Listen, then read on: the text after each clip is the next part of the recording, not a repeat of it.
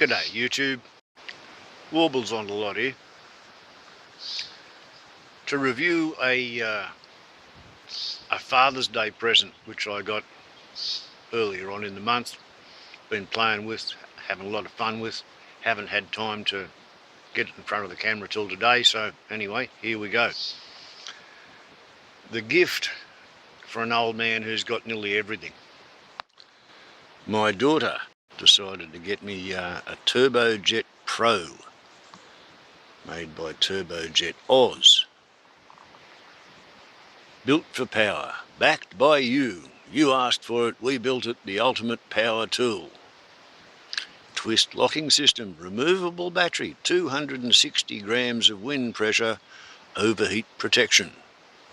Designed in Australia, made to perform. Meaning that it's kind of a bit like my motorbike, high grade Chinesium. Magnificently packaged. Comes with a charging cord, 3 alternative nozzles, a push button release for the removable battery. All made very well.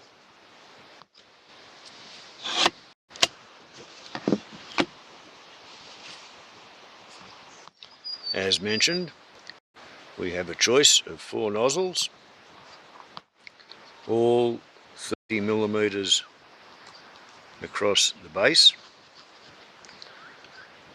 all with a 40 millimeter basic forcing cone, and we have 20 millimeters, 15 millimeters short, 15 millimeters long, 7 millimeters by 12 millimeters, 45 degrees cut off.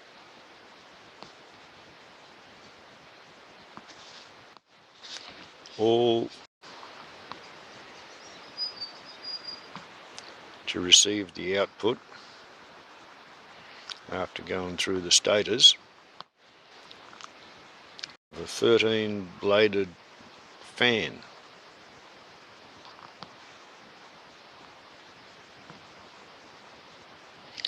Which does, wait for it, 130,000 RPM.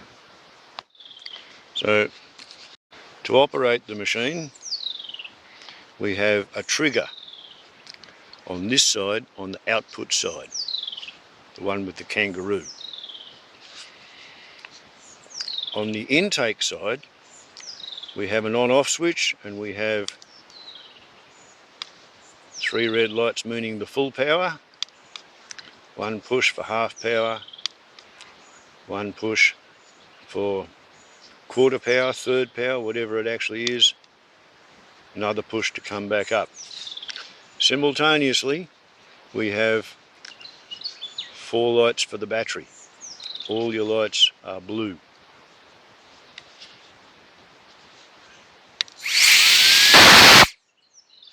It's got some grunt.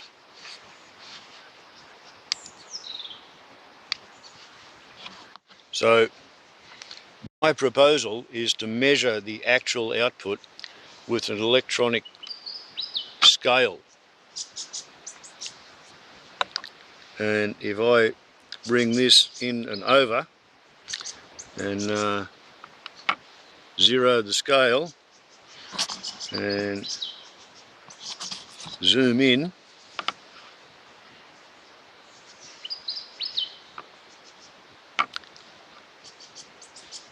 zero it again, and whoopsie, turn the thing on.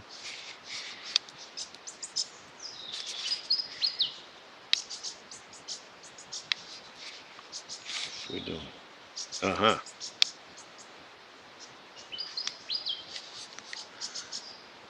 helps to not be holding it backwards.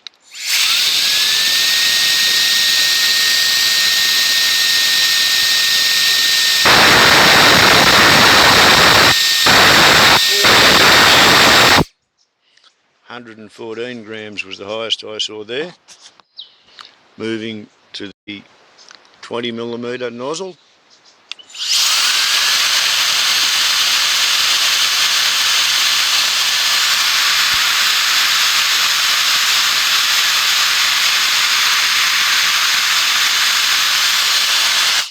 Well, I made 220 grams, but we're 1,101 metres above sea level, so allow for altitude. The extended 15mm nozzle.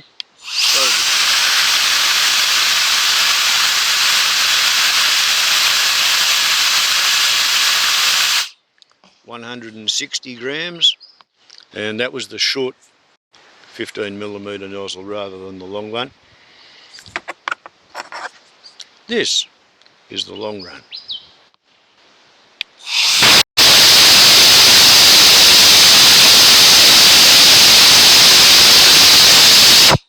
$151 grams, and with the flat cut off 45-degree angle,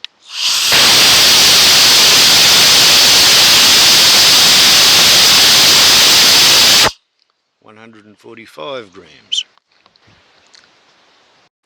And of course the reason you get more pressure is because you might have a lower speed of the air coming out in the stream, but you've got a higher mass rate.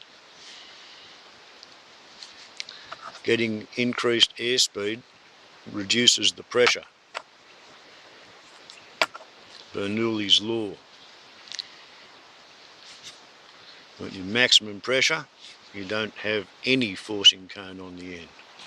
Okay, so that's used 1 bar of the battery, and we've seen what the numbers are. Let's now have a little bit of a look at the visual effect on the interface.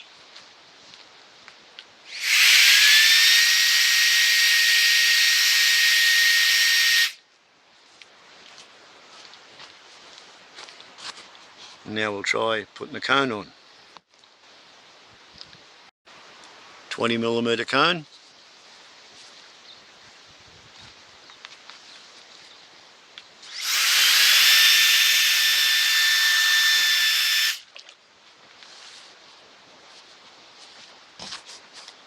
Faster, less pressure. 15mm cone.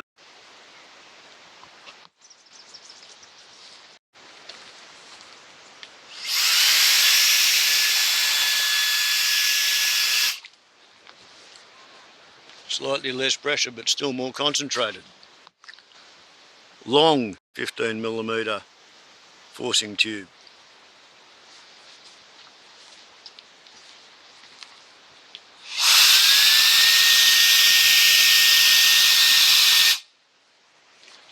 About the same. And now the ducky bill.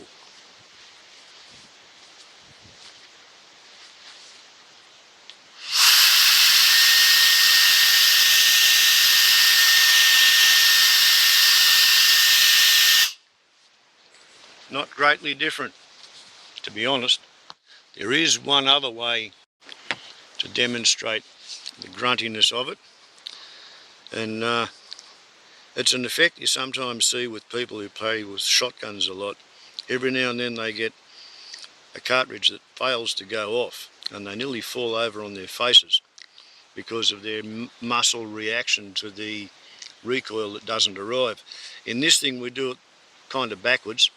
Basically, I'm going to squeeze the trigger, let the machine stabilise at full power, and I'm going to try and hold it steady, and then I'm going to take the trigger off, and you'll see the musculoskeletal reaction to the removal of the force generated by the fan.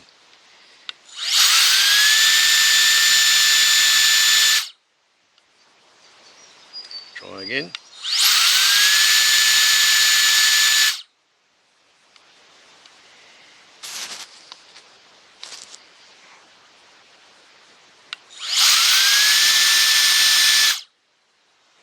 So that's kind of what happens. It's a grunty little unit.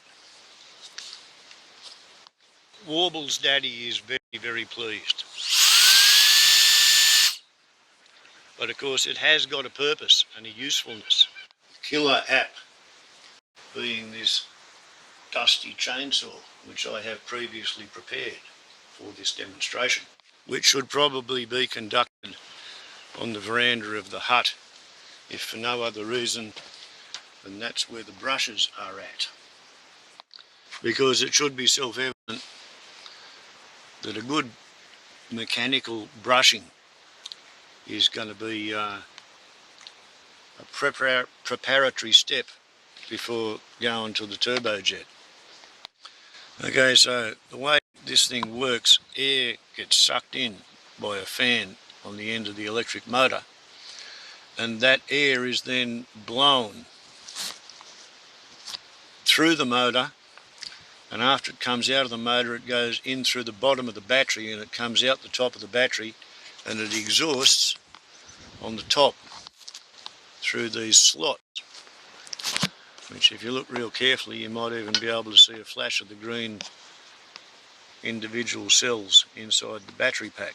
And as I've mentioned in previous videos, this fine mesh shield, which can be fitted optionally, comes with the kit, and it's probably an intelligence versus ego test built into every chainsaw, because you can have the dull grey functional screen, or to stroke your own ego, you could run it without this screen in place, and then all that chainsaw dust mixed with sort of dropletized lubricating oil would be free to be getting sucked straight into your electric motor.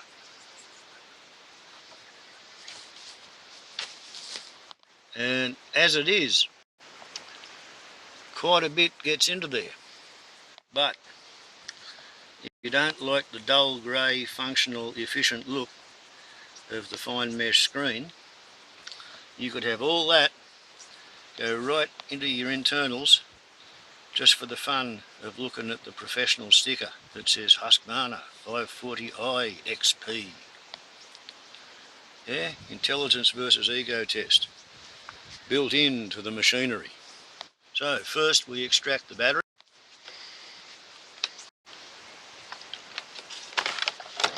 Thus, and to nail down that point,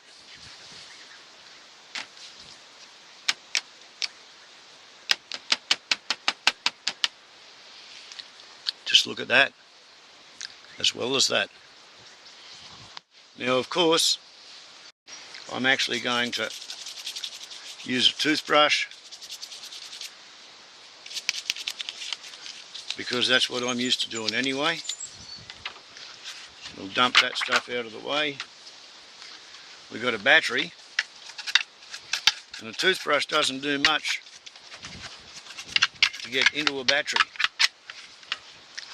That's where the air goes in, some also going in there, and that's where the air comes out. Put it aside.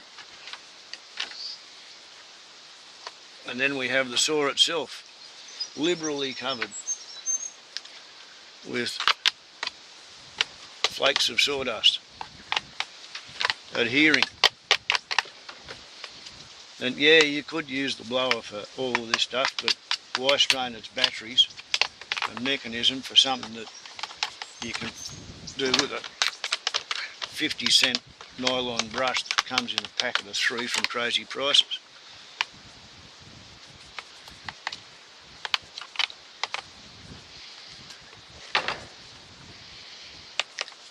Now this has just had 15 minutes of cutting with a brand new chain.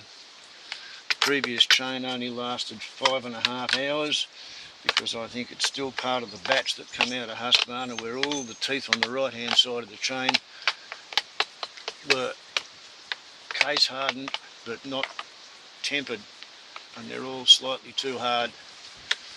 So you get different sized teeth because you're filing teeth of different hardnesses, and then the bigger, more brittle teeth start breaking off because they can't cope with the impact stress of biting deeper into the wood.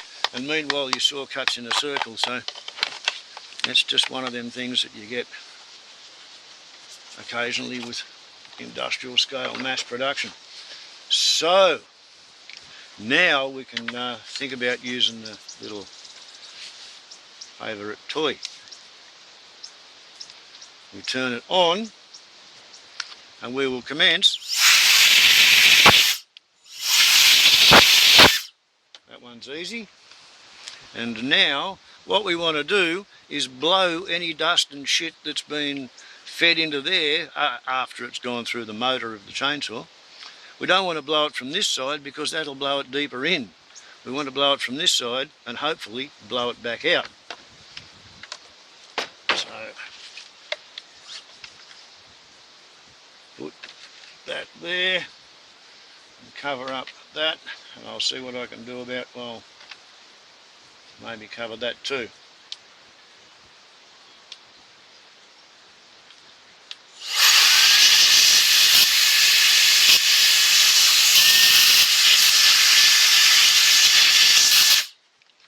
Try and blow anything out backwards before, as a last resort.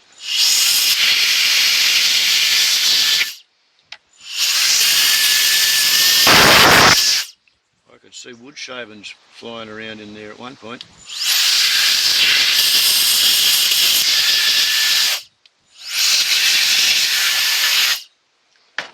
So the battery's happier if we can get the wood dust and the actual shavings out of there.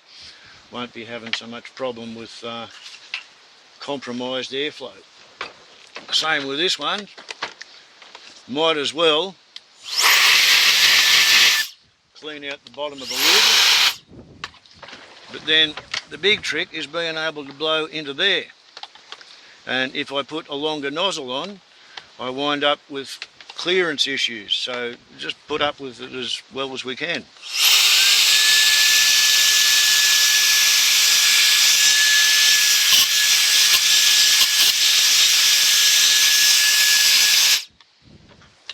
Don't know about you, but I saw a veritable torrent of chips and shit coming out of there.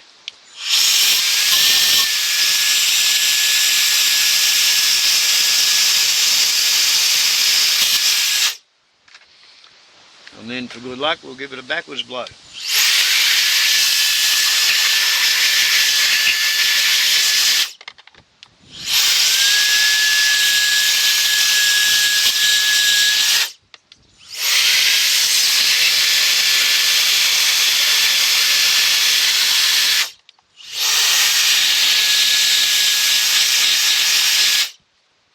Get a lot of wood out of there.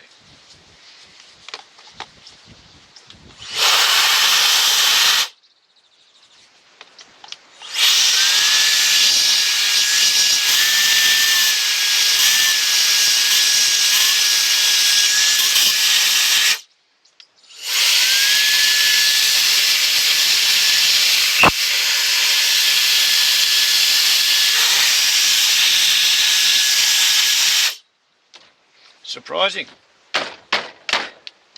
how much crap was in there, because this is the second, I think, might be the third time I've blown it out, but I haven't done it as thoroughly as this.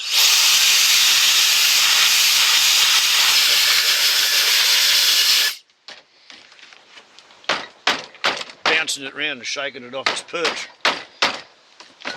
after the wind has already destabilised its hold seems to help. Oh, look at that.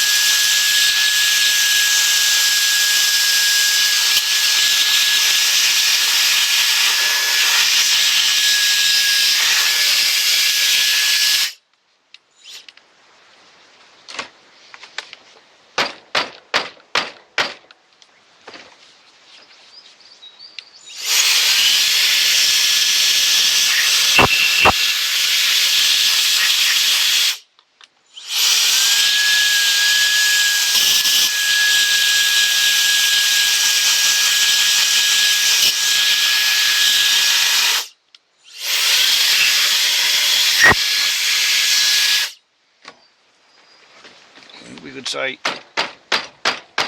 Daddy Warbles is having a lot of fun with the little handheld fan.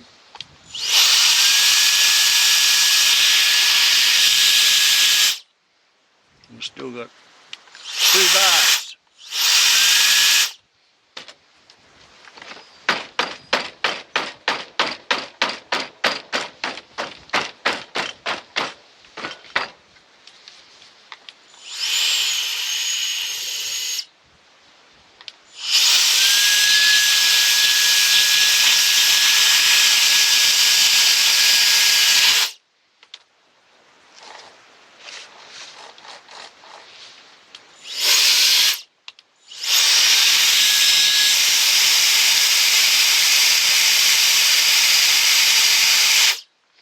To be honest, I'm sorry I didn't do this over a big sheet of newspaper to collect all the shit that's come out, because I've got it covering half a square metre of ground in front of me, and that saw's been in use for 37 hours since I bought it about 2 years ago.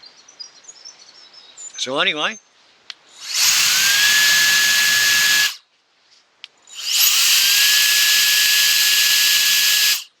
$130,000 RPM at sea level, 260 grams.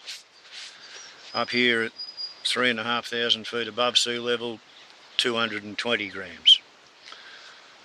Warbles not a lot to YouTube. I'm very pleased with myself. Ciao.